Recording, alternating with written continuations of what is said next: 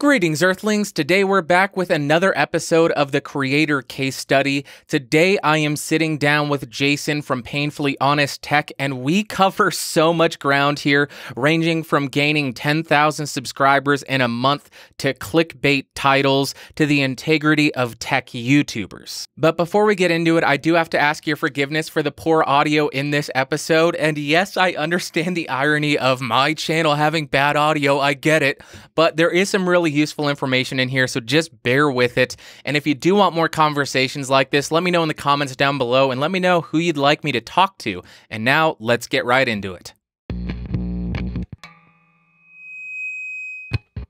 So today we have on a fellow bespectacled YouTuber who goes by the name of Jason, or the JTL, and he runs Painfully Honest Tech. And if you didn't know by the name, it is a tech channel. He does phone reviews, he's done gaming headphone reviews, he just talks about general tech.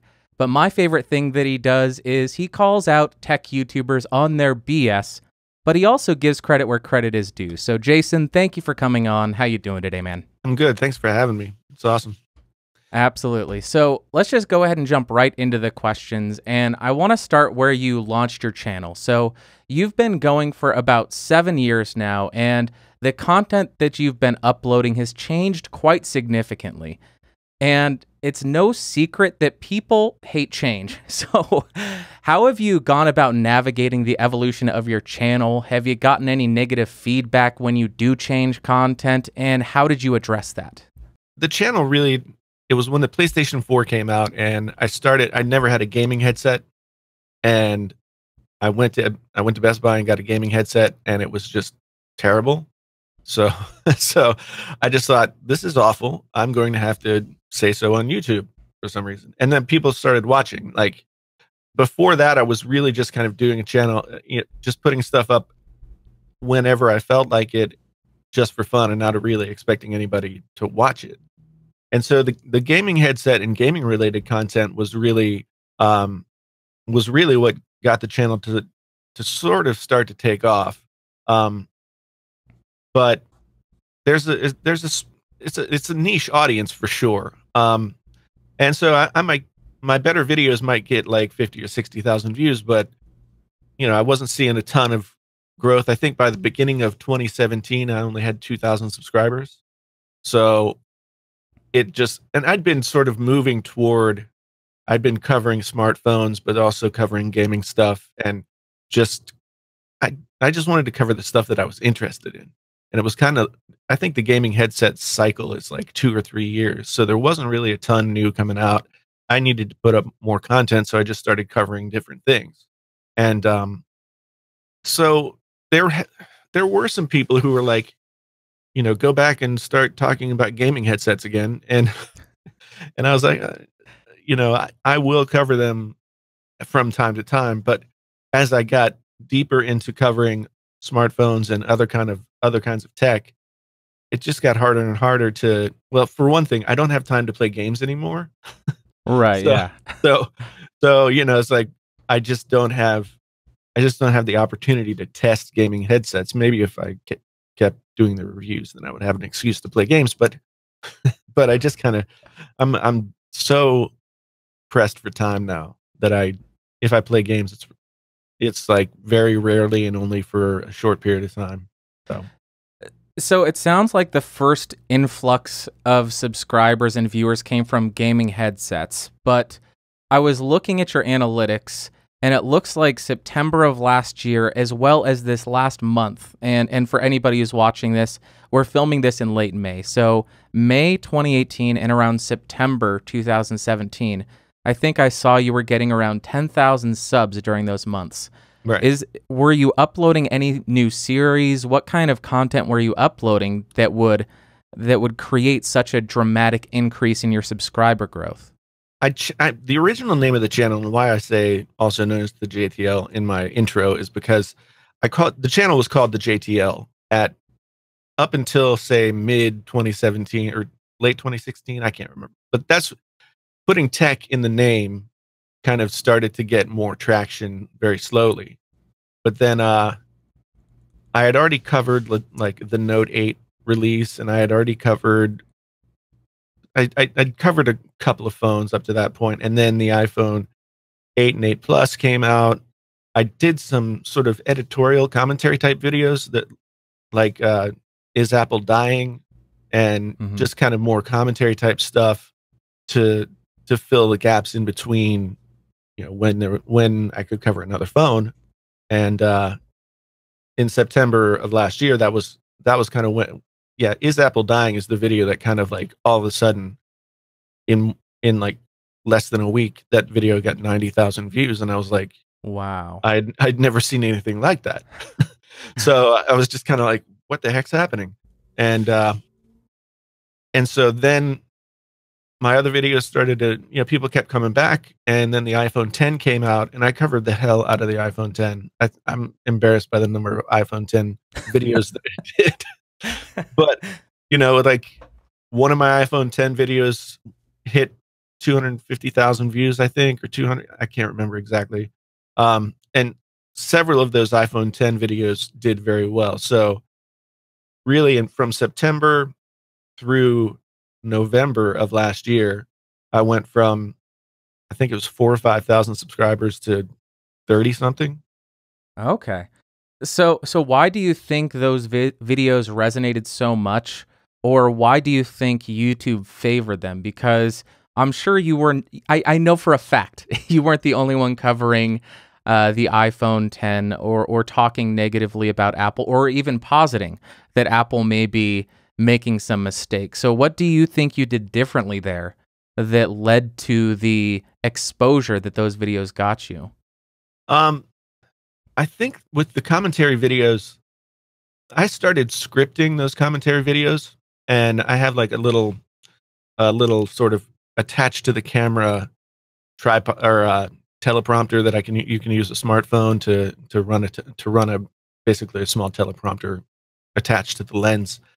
And so my background is in music, and then I also have an MFA in creative writing, fiction creative writing. So I write all the time, and I figured I had these ideas, and I was much more intentional about the way that I put them out there, and I think that brought the quality of the thoughts to another level. Okay. Um, but I think it's also once people started to see Painfully Honest Tech as the channel name, the thing that I was really excited about when I chose that name was, you know, every tech channel almost has tech in the name, but Painfully Honest Tech is a descriptive phrase, you Yeah, know? yeah. So I think that people were like, "Oh, Painfully Honest Tech, what's that gonna look like?" And so I try to be as sort of unabashedly out there with my opinion as I can be, and it's hard to really say. I think, you know, the way the YouTube algorithm works, there are benchmarks along the way. As it's been explained to me, it's like 24 the first 24 hours will then show you what the next 2 to 3 days are. And then the performance over those 2 to 3 days will be the next week, et cetera, et cetera. So I think I just hit the algorithm the right way with some of those videos. Yeah, and I think the title is just alone, "Is Apple Dying?" That is such a good and very clickable title because you're not just appealing to one group of people. You're not appealing to the Android fanboys or the Apple fanboys. You are drawing both of them in because both of them want to know what the answer is there. So I think that could play a part in it too. And I think that was just a perfectly titled video. Thanks. Yeah. I tried it. I'm often accused of clickbait titles. um, I have somewhat of a background in like advertising and marketing too, because I needed a job when I lived in New York City. Music wasn't paying the bills. Mhm. And so I worked as a copy editor and graphic designer and stuff like that in advertising. So one thing I know is that you've got to have those titles that draw people in. Um, and so one man's clickbait is another man's like really saleable title, you know? So So I think the term clickbait is such nonsense 95% of the time that it's thrown around. If it was titled, "Is Apple Dying?" And then you just said, "Apple's the best thing ever."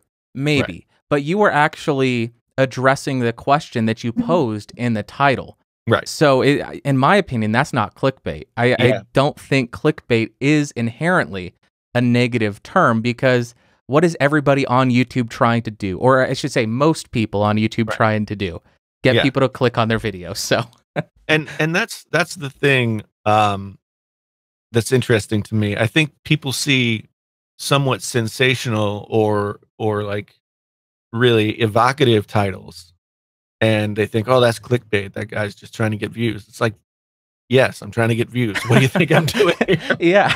You know, but clickbait itself, like the true definition of clickbait is you have something in the thumbnail or something in the title that says the video is supposed to be about whatever it is, and then you get in the video and that's not included. That's clickbait. And that's something that I think is vestigial from YouTube of several years ago. I don't see as many clickbait titles that work that way anymore.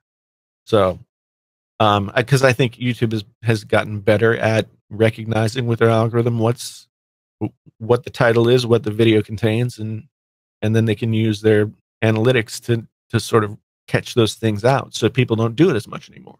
Yeah, But I think when they started focusing more on watch time, they would see, oh, this is definitely going to be clickbait because there is a high number of click-through rates, but people are watching for 5 or 10 seconds, so let's not serve that anymore. right, So I think that alone really stomped out a lot of the egregious clickbait. So I think right. YouTube did a really good job there. Yeah, I agree. I mean, they, as you know, they haven't done everything quite the way that I believe that they should, and a lot of people as well, a lot of other people as well. But there are times when they see an issue and they're able to correct it with the tools that they have. So I mean, people can say clickbait, but I try and get an evocative title that's going to make people interested enough. I try to pair it with a thumbnail that's engaging and see what happens. If I was still doing almost exclusively review videos, then blankety blank review would be a fine title, I guess. But That's how I approach mine. right, I could get a lot more clicks and a lot more exposure if I said, "You won't believe what this microphone does," or "This is the best microphone ever." question But mark. but people aren't going to be, the people I want to reach aren't going to be searching for that. They're going to be searching for SM7B review. So I Right. want them to be able to find the information, which is why I started it. So Right. Yeah, I mean, even when I was doing the reviews, after a certain period of time, I started in the thumbnails kind of trying to be sensational, mhm. just to draw people in, and I think that's part of what helped people draw themselves into the smartphone videos in the first place. So, but it's like it's one of those things where you do what you think you need to do in order to like reach an audience, but I have no idea what really how to bottle that and sell it or even use it myself. I try and recreate the situation, but it doesn't always work. Yeah, it's really lightning in a bottle, I guess, most of the time. I know for me it was. It seems like for a lot of creators, it's just the perfect alignment of the stars, where it's like, okay, I was talking about this, the thumbnail was this, and the YouTube algorithm just wanted to help me out that day. So, I agree. It's hard to recreate a success like that. Yeah. But on that note, about the success around when you started doing the iPhone commentary videos and criticizing companies and being a little bit more critical of companies, when you started to see that success, what did you do to capitalize on it? Did you make any changes to the content you were making to appease the audience? Or was it just business as usual where you just went along with the plan that you already had? I think it was kind of an evolution. You know, I'd never really done a commentary video like that Apple is dying video, and that kind of gave me license to say like, well, that can work. And up until that point, I think I'd just been pretty conservative about the kinds of things that I covered. And to be honest, like reviewing stuff, it can get a little stale if you don't have other stuff mixed in with it. So I was looking for a way to do different things. And so the commentary plus reviews of the smartphones seemed to be a nice combination. And I just tried to ride that through the end of the year. Um, around the holiday season or sometime in early December, uh, that wave kind of died off, and then January was terrible, and by comparison, and it kind of flattened out for a while. And so what I really did was sat down and had a one-on-one with Roberto Blake. If your listeners don't know who Roberto Blake is, I mean, he's a YouTube certified expert, but also a fantastic graphic designer, really creative dude. And we just basically tried to come up with a content strategy. Now, this brings us to this most recent jump. Mm-hmm. So we tried to figure out like what's working for the channel and how can we turn that into something that's repeatable. And so we brainstormed some stuff, and the reviews will be painfully honest reviews as they were before. And we came up with Can You Trust Blank YouTuber or whatever. And we came up with another series, if blank company was painfully honest. Those haven't gotten as much traction as the Can You Trust videos. Mm-hmm. But at this point, like, I just felt like I was still doing the same things up through January, February, March, and I wasn't connecting in the same way. And I don't know if it was just like a lull in, if your channel is based on consumer patterns, then you get this lull where nothing's coming out and nobody's looking to watch as many smartphone videos. So nobody's watching your channel in the way that in the numbers that they were before. So yeah, we came up with this content strategy that is repeatable and has more focus than what I had going on previously. So I think that doing Can You Trust along with the other things that I've been doing has really, well, immediately after my consultation with Roberto, like I did an iPhone 10 video that was like, whenever some prognosticator said the iPhone 10 was dead. And I used that as a jumping off point to make a video and said the iPhone 10 is dead. Clickbait. Yeah, exactly. And I put RIP over the iPhone 10 in the thumbnail and all that.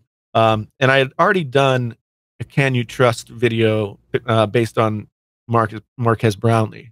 And that was kind of getting some good views. And then that iPhone 10 video, like, it went somewhere that I'd never been before. It's near like 560,000 views right now. Wow. And I had never crossed 300,000 and rarely got even close to getting to that number. So that sort of started to really fuel things. And like, I was having days where one day in the first bump, I had a day where I got 1,400 subscribers in one day. And that was, I think, really fueled by Dom Esposito just having watched my video and tweeted me a shout out. And that day it just went through the roof. And then when that iPhone 10 video was being viewed as much as it was being viewed, I was getting a lot of subscribers up to it was over 1,400 subscribers in one day at its apex. So yeah, I think it's just trying now to be more focused on stuff that works and not trying to reinvent the wheel every single time you find yourself needing to do a new video. Yeah, I think that's something that a lot of people struggle with. Not everybody, but a lot of people who upload have this creative bone where they don't want to do the same thing over and over again. But if it's working and you're enjoying doing it, why not?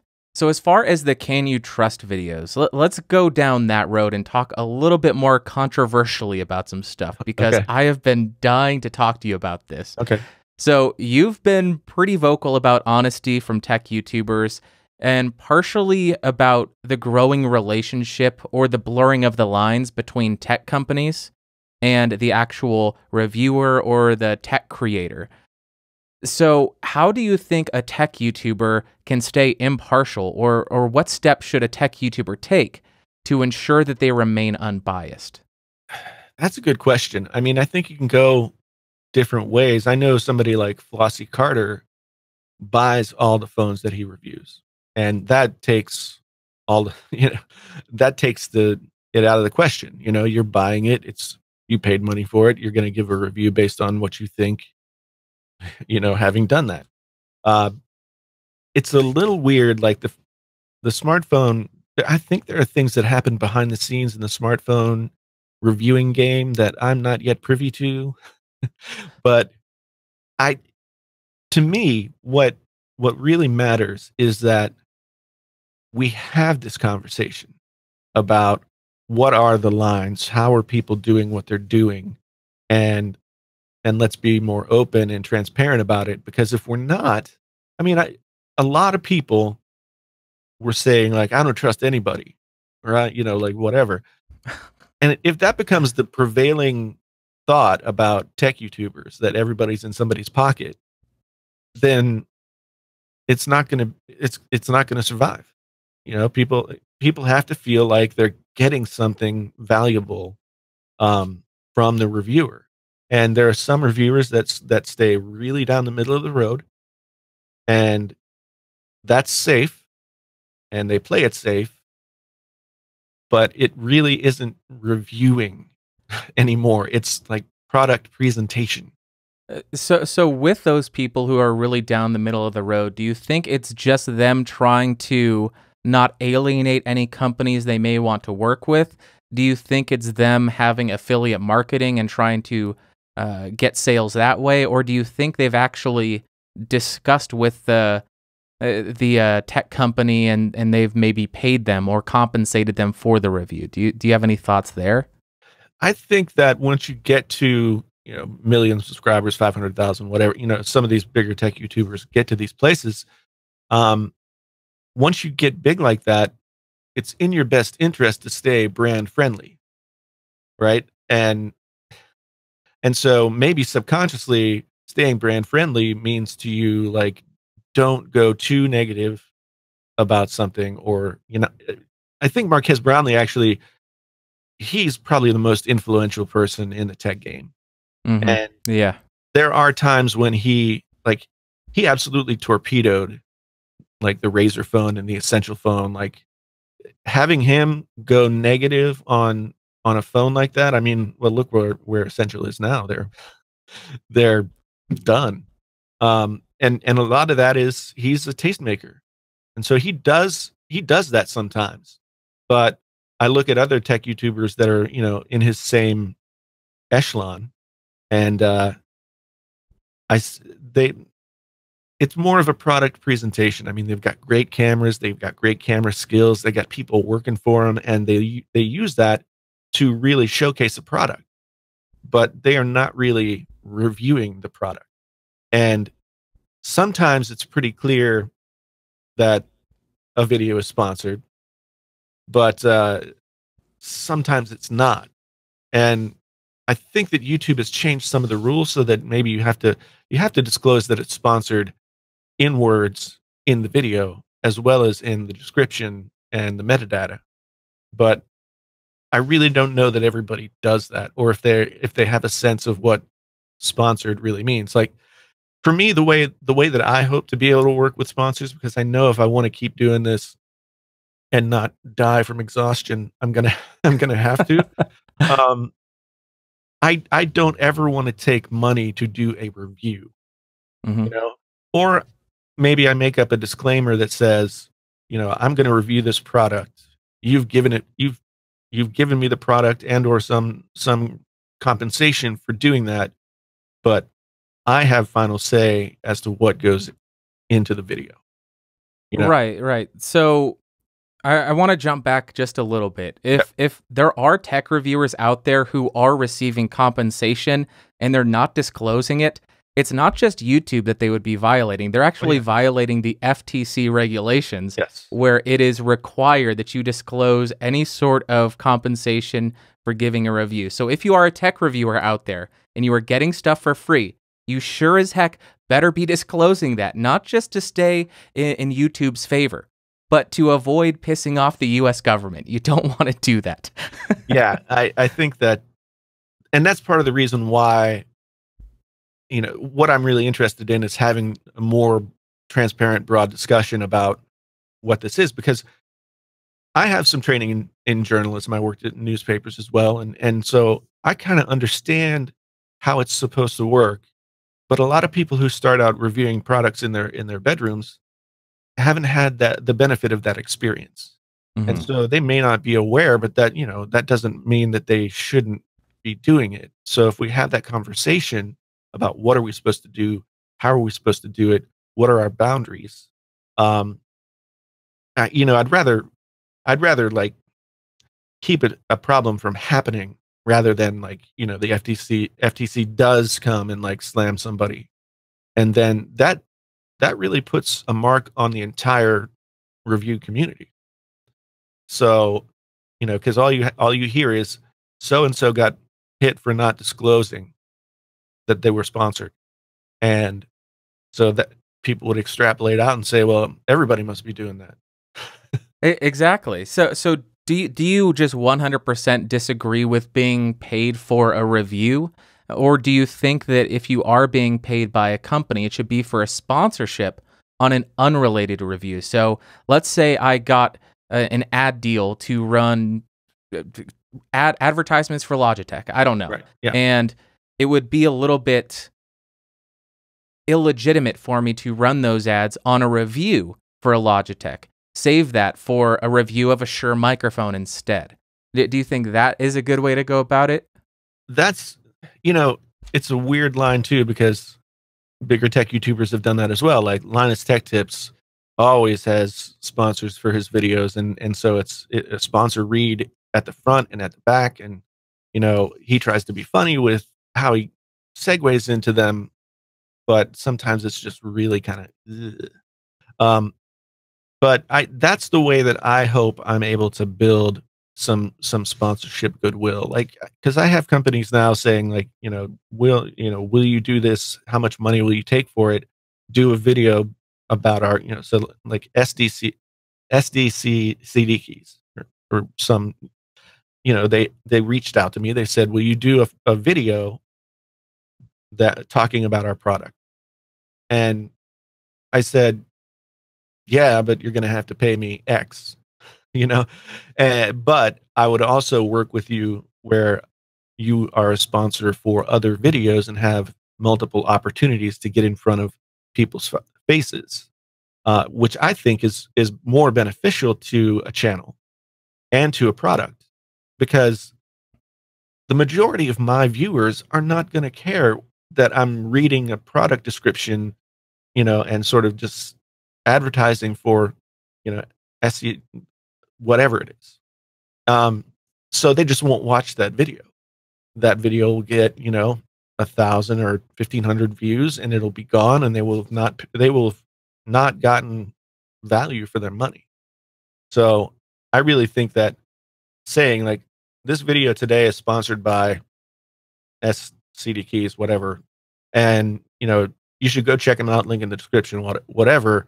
I thank them for allowing me this opportunity to continue making the videos that I want to make.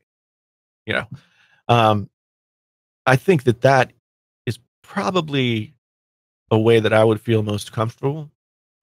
But like I said, I mean, as long as I have full editorial control, and that's going to be something that I have to be I have to be upfront about it. If I get to the point where people want me to review products and they want to pay me for it, I have to have full editorial control. And I'm happy to show a video to somebody before I upload it, but I'm not going to change it. And if they want changes, then they can go somewhere else and I'll lose that money. But so what? I can't go beyond. I can't allow myself to be in somebody's pocket. Yeah, the most important thing for any tech YouTuber, in my opinion, is the trust that you have between yourself as the creator and your audience. And once that's gone, Right. you're dead. Right. Nobody's gonna care what you have to say about anything. So you need to be as transparent as possible, which I've always done to the best of my ability. I've never been paid for a review. I actually just turned down $500 to do a review of a gaming headset. So I've refused to take money for it. I have received a few free products, but I do always disclose it because, like I said, I don't want to piss off the FTC. Right. I mean, like, so you mentioned Logitech. Logitech has sent me a few things. I've got this Logitech Craft keyboard that they sent me, which is honestly probably the best keyboard that I've ever used for productivity. And so when I make a video about this product, I'll say the folks at Logitech sent this to me to take a look at it. And then I'll give my opinion. But Logitech is not, they're not asking for editorial anything. I can say whatever I want. It just so happens that I'll probably say really positive things about this product. Because it's a good product, Right. not because you got it for free. Exactly. Right. So it's one of those things where I just you're right. I think that if you lose your credibility, even in a portion of your audience, um, then it's a downward slope from there. And you can then continue to be somebody who showcases products and does sponsored videos. Like, Jonathan Morrison is somebody I've covered in the Can You Trust series, and he does videos that are pretty seriously recognizable as, like, say, I think one was LG had sponsored the video, and everything in the video was LG, and he wasn't really saying anything critical one way or the other. He was just showcasing the products. So, do you think he's transitioned from more of a tech YouTuber to like a lifestyle YouTuber where you would see that on HGTV, like best tech room setup? That seems a little bit more of a lifestyle than a critical tech analysis of a product. Right. And I mean, he comes from a background where his channel definitely was, benchmarks and really digging deep into products and everything. And I give him props for everything that he's done. But even he said, when he responded to my video, he said, maybe I've done more sponsored videos recently than in the past. Maybe I need to look at that. Which is, again, managing the content on your channel is something that you have to keep in mind, I guess, whatever level you're at. So yeah, I mean, it does sort of feel like HGTV to me. And not that there's anything wrong with that. Everybody loves product porn. I mean, Mhm. it's fun. But when the line is a little blurred between whether or not you're a straight up reviewer or somebody who is doing this more lifestyle related stuff, um, I think you have to be even more open and honest and have more conversation with your audience. I would love to see big tech YouTubers get on their channel or come on my podcast, as I've invited them to do, um, and talk about that, because the responsibility right now is with the Jonathan Morrisons, the Austin Evanses, the MKBHDs. They're responsible for, because they're the most visible, setting the tone for how people are going to look at tech YouTubers into the future. So let me ask you this. Do you think that the current state of tech YouTube is in this state because these channels have become too big and they have brought on teams that are required for that level of production, Right. and because of that they're not able to not be sponsored. They have to take money in order to make sure everybody's paid. Right. Right.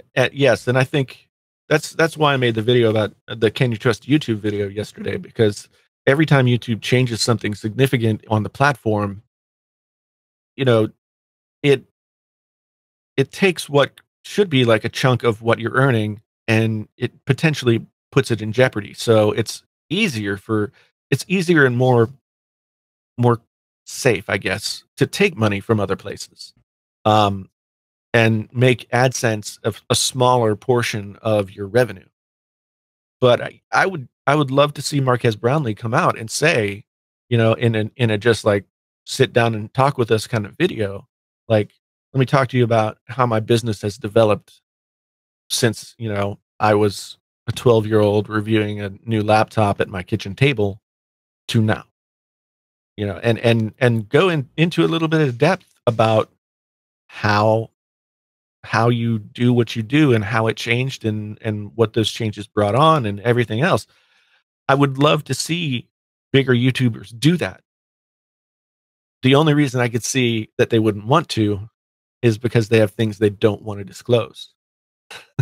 Well, I think we've seen this a lot on YouTube. Once it comes out how much some of these big YouTubers make, people seem to distance themselves from them. They're like, they make how much? Making YouTube videos? I don't want to watch that guy. I don't trust him anymore. I don't like him anymore. I can't relate to him anymore. He's a millionaire.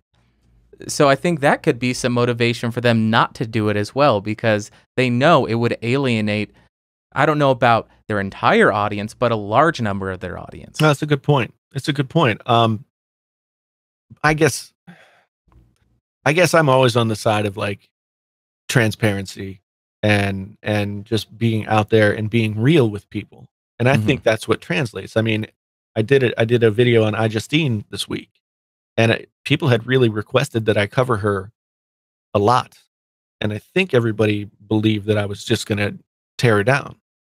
But the thing is, like, even though iJustine has not made a statement like, this is who I am, this is the kind of channel that this is how I relate to tech, this is how I do lifestyle blogging and vlogging stuff. And if you watch her videos, it's pretty clear that she's not, you know, like Digital Foundry breaking down all the tech and, you know, benchmarking everything. She's talking about her experience with the product, and she's talking about products mainly that she likes. So I really think that that's fine, and that's got its place. But where it gets blurry is with folks like, you know, some of the bigger folks who were straight up reviewers for a long period of time, and now they're moving away from being just straight review people and into more of the lifestyle stuff. I mean, lifestyle is fun, and that's what once you get to the place where you're making millions of dollars. I mean, heck, you can do all kinds of fun things with your lifestyle. You can buy a new Tesla every year. Yeah, I know. And so Marquez has done a ton of videos about Tesla, and he really geeks out about Tesla, and he has made videos about his cameras. He really geeks out on his cameras, you know, but he's using $50,000 something cameras to make his YouTube videos, which seems like overkill, but he's a camera nerd. So I get it. Yeah, it does seem like overkill, but I'm gonna stick behind MKBHD and Jonathan Morrison and Austin Evans, because something that always bothers me in the YouTube comments is everybody seems like they're an accountant and they're looking out for you. They're saying, you spent how much on a camera? Like, hey, it's not your money.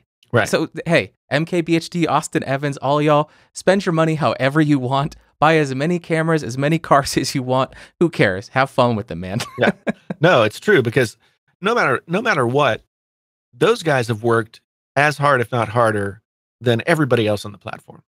And to get that kind of success, you've got to bust your ass. You've got to be there every day, and you got to be doing it.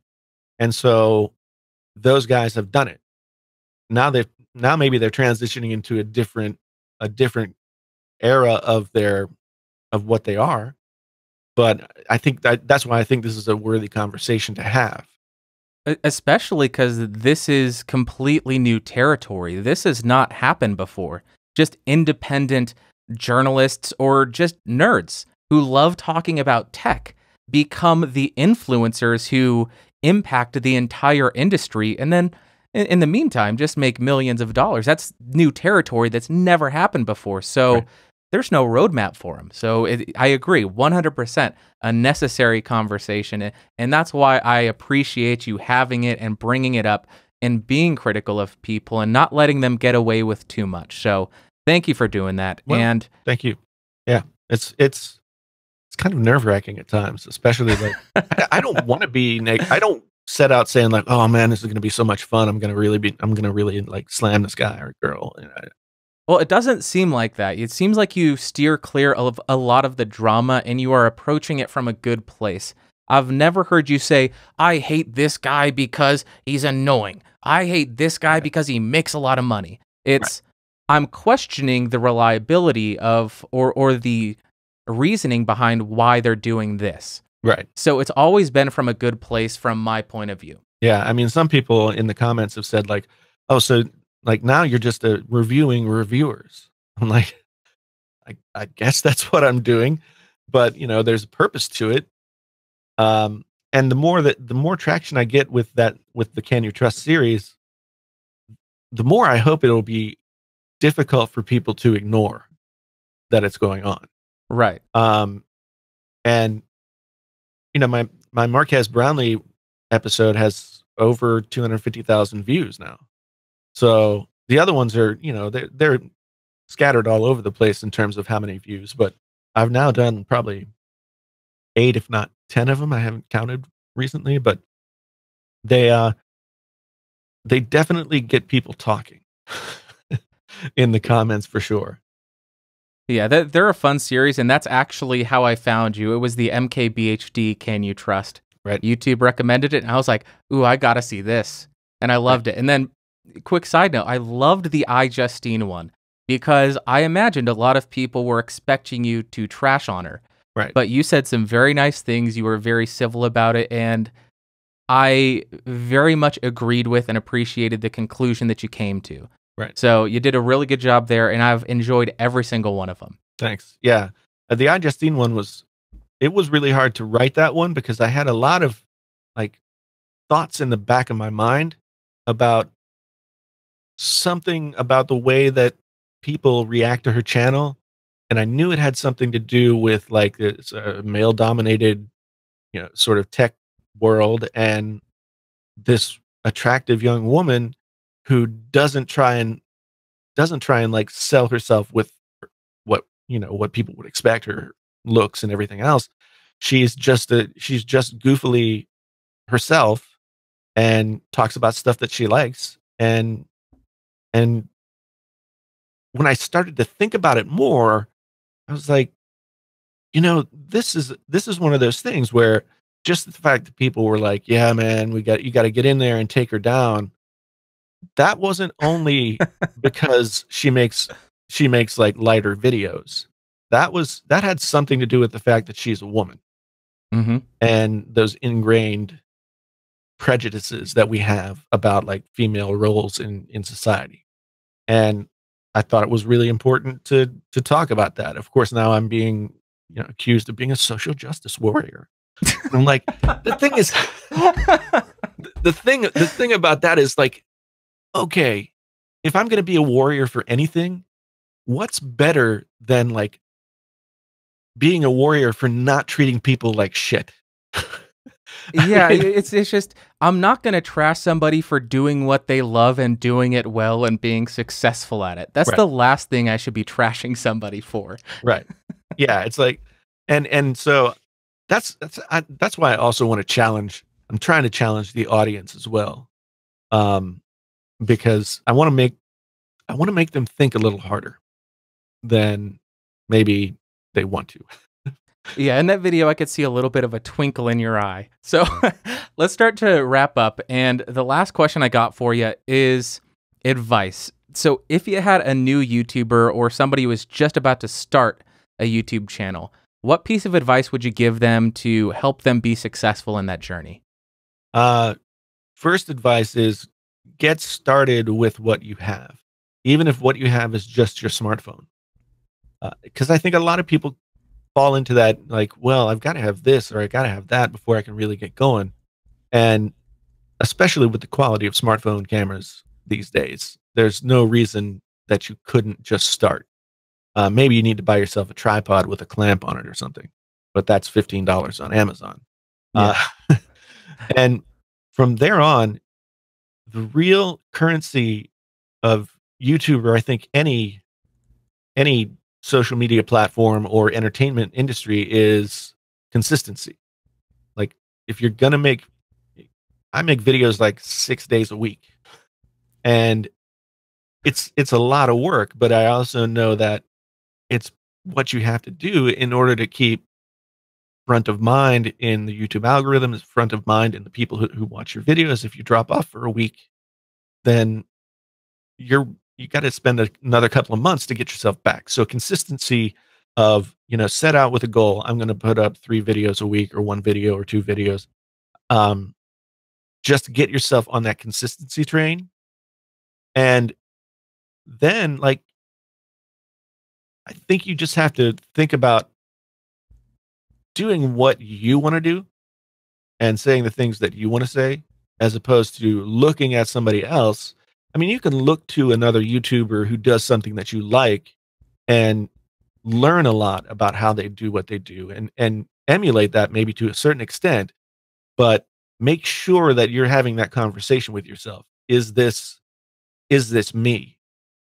I think there are a lot of tech YouTubers out there who are carbon copies of other YouTubers, and that's boring. And so you just have to be self-aware. If you're self-aware and you're really having that conversation with yourself all the time, then you're going to start learning things and you're going to start moving forward.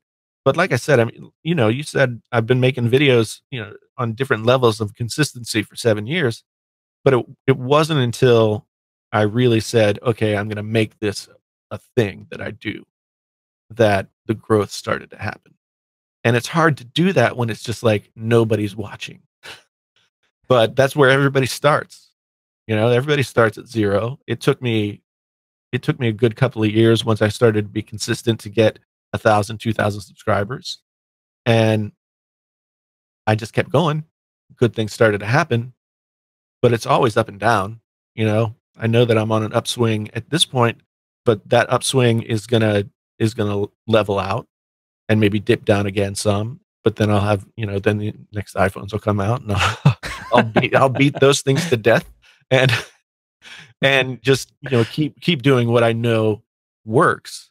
And I think for me, where my channel is right now, I think I'm almost to 60,000 subs, and I'm kind of like, I have an audience enough that I can start challenging myself and them with different kinds of thought processes, content. And I think it's really important to be self-aware in that way. I mean, having that session with Roberto Blake, I made the money back from that session from the Marquez Brownlee video, like 3 or 4 times over. and it was just that Roberto has the ability to be an outsider, familiar with the channel, and look at it and say, I see these opportunities. So don't be afraid to ask for that kind of help. I mean, it might seem like a scam, like, oh, I'm going to pay somebody $300 to look at my channel. What's that going to do? Well, if you're listening, it's going to do a lot. So, but you have to be listening, and you have to be ready to make the changes and not be too prideful or anything like, oh, he's critical of this. Exactly. You have to be able to listen. And I would I had misgivings about spending that kind of money on those kinds of services myself, and didn't do it for a while. And then I said, the channel's kind of leveled out here. So what can I do? And I knew Roberto, through doing Twitter and YouTube and other things. And he just seemed like the right guy for me, because he's a very, very creative dude, and he knows a ton. And I think someone who's creative was the right person for me, because we look at stuff in a similar way. So I guess I'm just saying, like, always be critical and looking at what you're doing to see how it can improve, or look at how it's being received. And if you keep doing that and never get, like, oh, I got 1,000 views, like, that's awesome. I want to feel successful for a while, so I'm going to just sit here. I've done that. I've done that, and I was afraid for a long, and I was afraid like, oh geez, well, if I go out and try it again, like maybe it won't be as successful and then I'll look like a dummy. And it took and I think everybody has that devil on their shoulder that says, like says those things.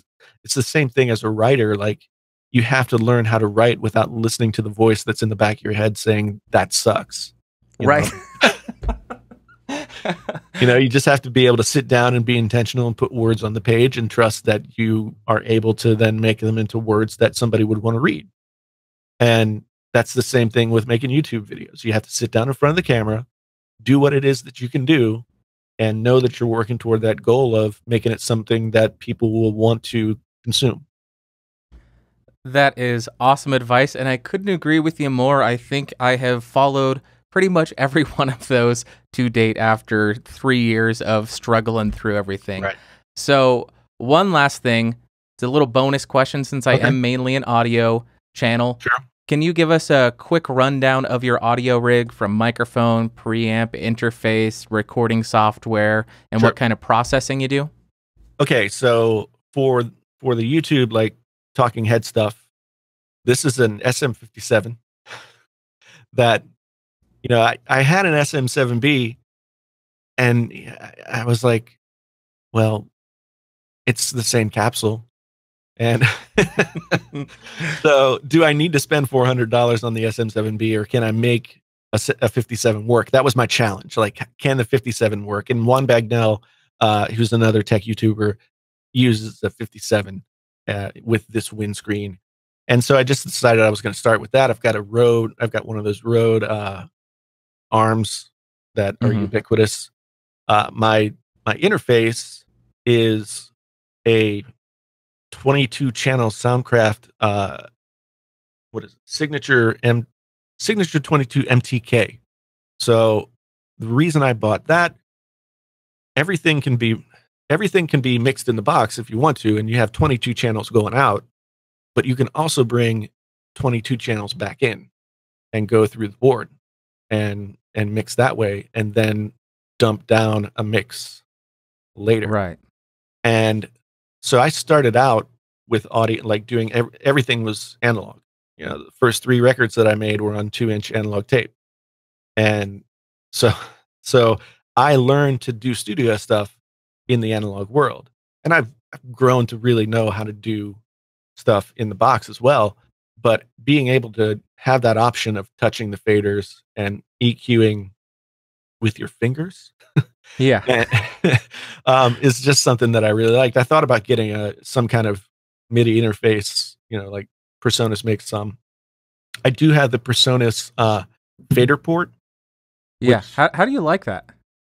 I find that I use it for like transport control and really nothing else. But I haven't been doing enough full blown like music audio for a while to really put it through its paces. So I'm going to make a record this summer. That's why I've sort of upgraded to this mixing desk. And then, so for the one thing that I felt like I wasn't getting out of the mixing desk was what you can get from a channel strip. I wanted audio to be, instead of having to screw with audio in post, I wanted to get audio that was just going to come out and be serviceable right away and just cut that out of my workflow. So I got a DBX 286S and actually watched your video to see how you set it up. Well, thank you. And so I just tweaked it. I just tweaked that, and now I feel like I've got a pretty decent like voiceover kind of setup where I can just sit here and talk to the camera and import the audio and not have to worry about it. I've used Logic Pro for the longest time, probably since before Apple owned Logic. Really? Wow. Yeah. And I was really and it was more of a sort of programming, sort of digital music based program before Apple bought it. But that was back in the days when if you wanted to use Pro Tools, you had to buy Pro Tools hardware. Yep. I remember that. And Pro Tools hardware, like if you only bought an M box, then you got a hobbled version of Pro Tools where you could only record something like 16 tracks or whatever. And that to me was just so freaking insulting.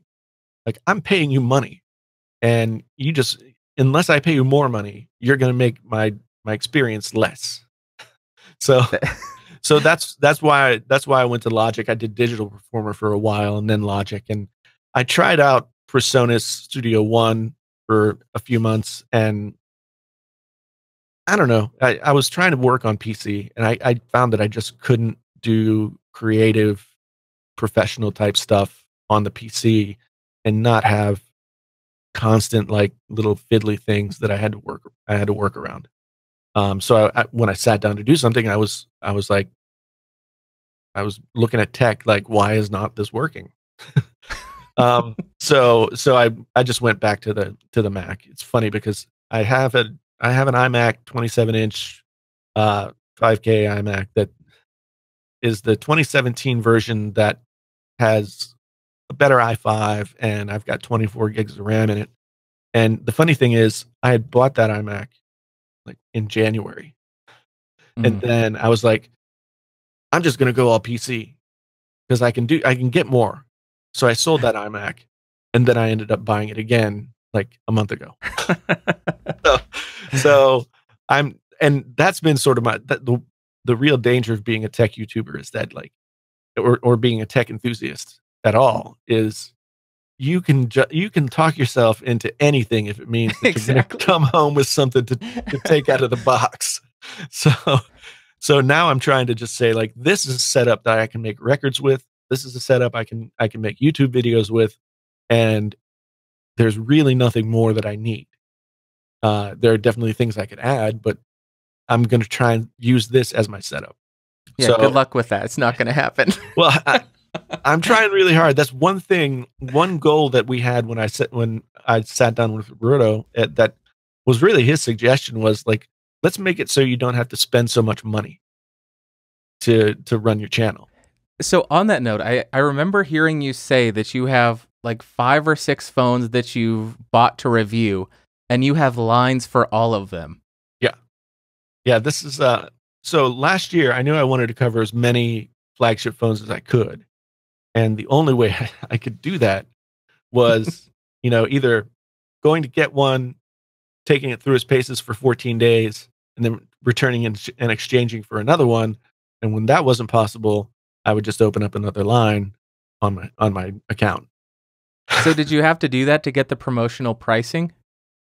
No, it was just like straight up as a monthly thing. And the problem was, like, if I had $5,000 of a budget that I went into the year with saying, this is my phone budget, then I wouldn't have to worry about any of that stuff. But at this point, like, I'm not a very good manager of money, if that shouldn't be surprising, but I still don't have that chunk of change that I can then, go and say, okay, I'm buying this at full price. And if I don't want to keep it, I'll have to sell it, at a slight loss, but that's the cost of doing business. That's where I want to be, but I'm just not there yet. So I have all these lines open on my account, and basically what happens is my wife pays a certain amount of the bill, and then anything over and above that amount is what I have to pay. And I've been able to pay that out of what I make from YouTube since September of last year. So that's good. That's progress. I won't say it's good, but it's progress. It's the struggle of doing YouTube part-time as a hobby, especially in the tech arena. Yeah. It's you got to buy stuff to test it out because that's how you make videos, but you don't have the money to do that, so you put yourself in a hole. And I was in that exact same situation.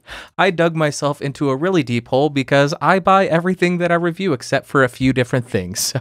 Right. Yeah, I mean, my local Best Buy, like, they have banned me from returning things anymore. So I have to drive 45 minutes to the next nearest Best Buy to return things if I want to. But I honestly have not had to spend nearly as much money in the past couple of months than I was up to this point, because my content isn't entirely predicated on having something to review. I think that's a lesson that a lot of people can learn. You don't have to buy everything in order to make videos. There's other content that's available. It will just take a little bit more brain power to come up with the ideas. Right. And I think a lot of us are scared of that. I think it's a process. Like you start out with your base content. Like if you're going to be a review channel, you've got your base content. You learn how to do that well. You learn the ins and outs of it and how it works for you. And then I think just, maybe you start to become slightly bored and you just want to do something a little bit different. You start experimenting with different kinds of content, and eventually it grows into something different. It's really funny that like my channel is growing and yet I'm spending less money on stuff for the channel. I bet that feels really good. It does. Because I definitely need to get better at all that stuff. It was like a hobby for me, like going and buying things, and I don't want that hobby. Yeah, I need to take a page out of your book, because every day I jump on Sweetwater, I jump on Amazon, I jump on Guitar Center, and I'm like, I could buy that right now. That would be fun to review, but I have to stop myself because I don't need to buy a $3,000 preamp. Nobody cares. Yeah, and like that's been my process. Like, so I have an SG with P90s in it back here behind me. That's my main electric guitar, and I have a few others over here that are just like Squires and such that I screw around with, and I have a Martin D15 that I've had for 20 years, and I sold all of my other good guitars. Really? Yeah, because I was like, I didn't want to be the guy who has, $2,000 Gibson acoustic. I didn't want to be that guy because I don't play out enough to make that make sense. So and both of these things are completely the SG is really great with the P90s. It can make just about any sound that you want, but it definitely has its unique sound. And the D15 has been with me for so long that it's like an appendage. I'm right there with you. I still have it's not a fancy acoustic, but I got my Taylor Big Baby 20 years ago, 15 years ago, something like that, 2003. Yeah. I guess that's 15 years ago. 15 years, yeah. And I'm still loving it. I've been considering buying a new one, but I just can't bring myself to do it because that one's been with me so long. Yeah. I got the Les Paul Studio, just the basic one, and then my go-to is a Fender Tele 72 Deluxe reissue. But when I was in a band, we got endorsed by EMG, so we dropped some EMGs in that thing, and it is gnarly. Yeah, it makes some gnarly tones with that maple fretboard. Yeah, I believe it. Yeah, my main electric guitar for a long time, like I was in a band, and it was sort of like country rock or alt country or Americana or whatever they call it these days.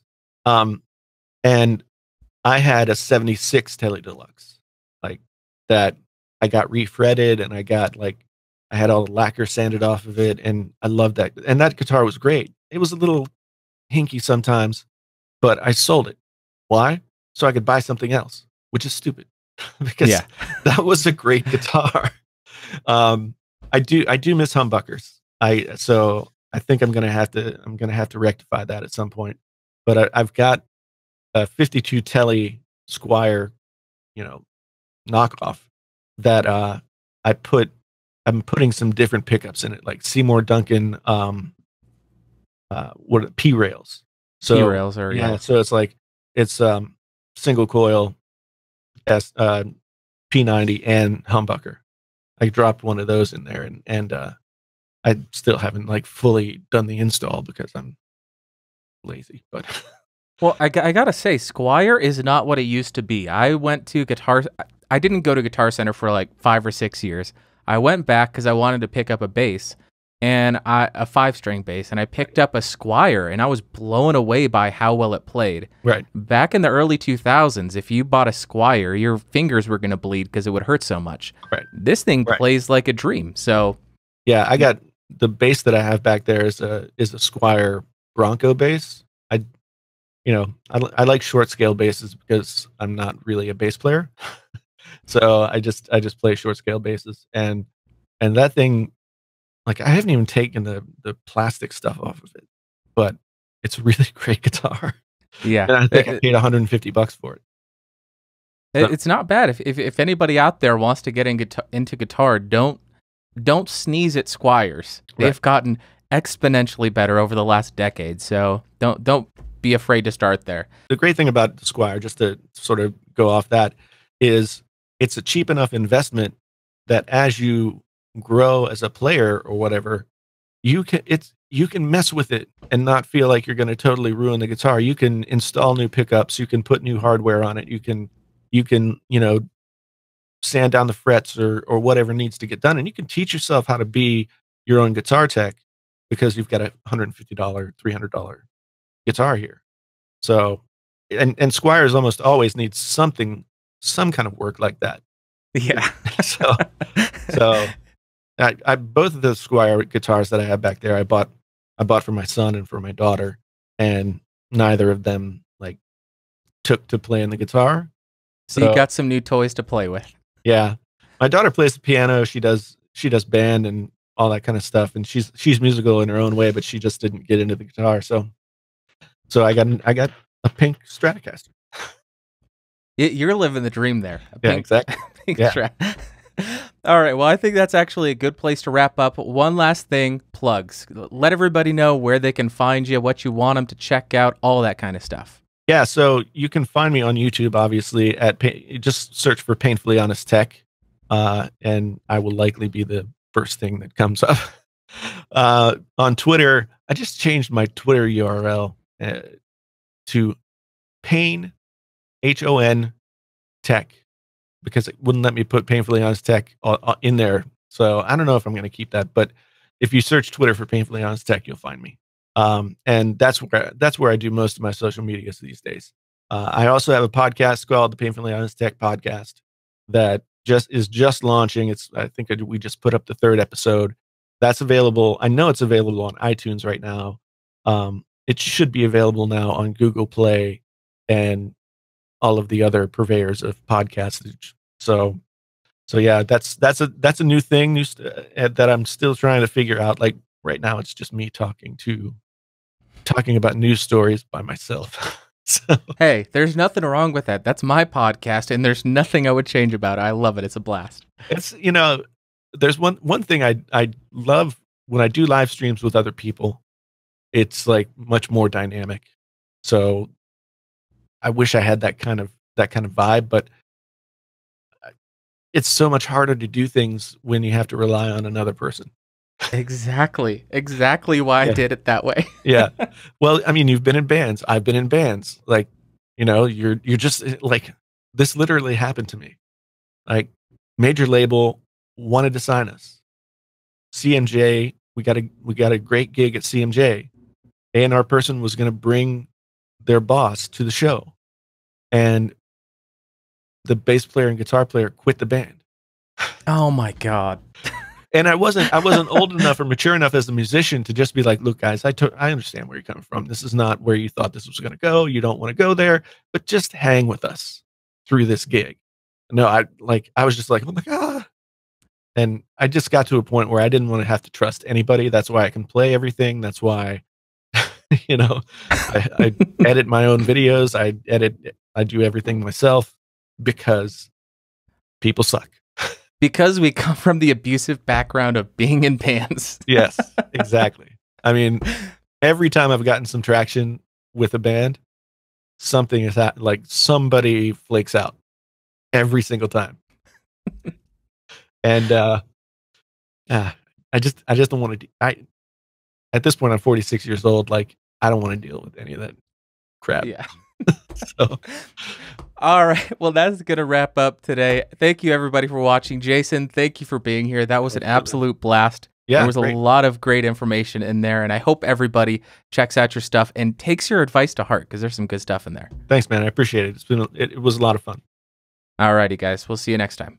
And there it is. That was my conversation with Jason from Painfully Honest Tech. And again, I highly recommend you all check out his channel. Just go ahead and search Painfully Honest Tech in that YouTube bar and he'll show up. Now, my favorite part of the entire conversation was the discussion of brands and their relationships with tech YouTubers, as well as how a tech YouTuber can maintain their integrity with their audience. But I do want to hear from you guys in the comments down below. What was the most useful piece of information you got out of this? How is it going to change your approach to YouTube? Or what was your favorite topic that we talked about? But with that being said, I guess I'll wrap it up. Thank you guys for watching. If you got anything, thumbs up. If you hated it, thumbs down. I'll see you next time. Bye.